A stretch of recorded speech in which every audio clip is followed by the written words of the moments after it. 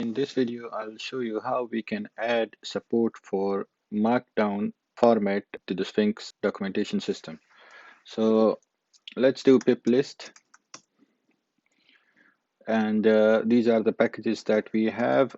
Make sure that you are on Python version 3.6.8. Okay, I have enabled a virtual environment and based on Python 3. So that's all good. Now let's add a markdown file. So if we do ls, we have this markdown document. Okay, let's copy the same document to docs and source. Okay, cp readme.md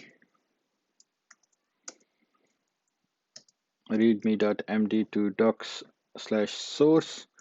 And now if we check the website to see how can we add markdown support. So first of all, we need to have this package installed. So let's install this package.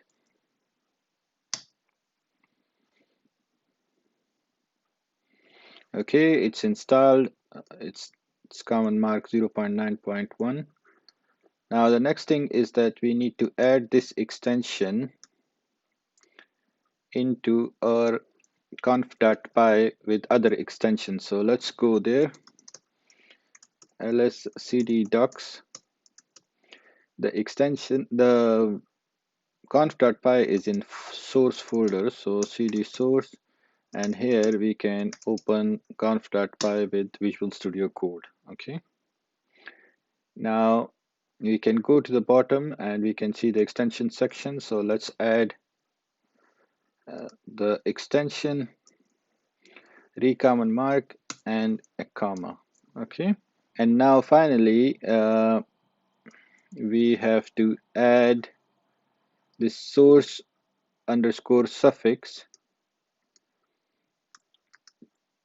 to the conf.py as well. Okay,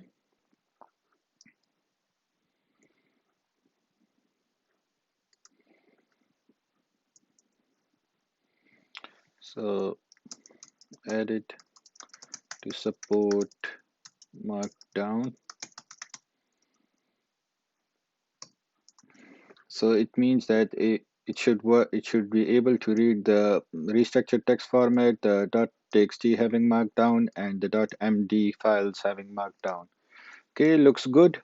Now let's save the changes and see how does it go. Okay, so we have already copied the readme.md here.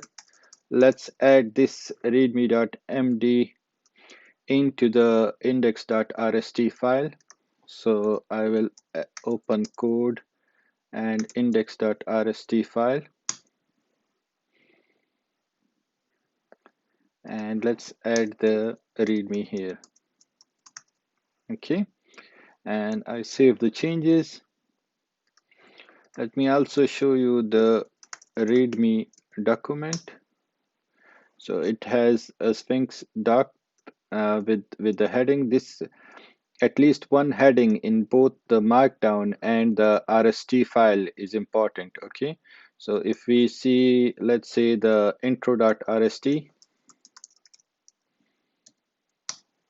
you can see that I have added one heading.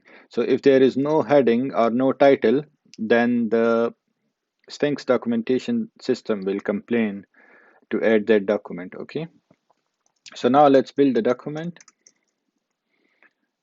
Make clean HTML, and you can see that everything went well. And if we open the documentation, so here is that Sphinx documentation. The title appear here, and you can see that we got the complete documentation. So that's how we can add the markdown support. And if you already have a README file that you want to make your documentation, you can just add that file, and that will become your documentation.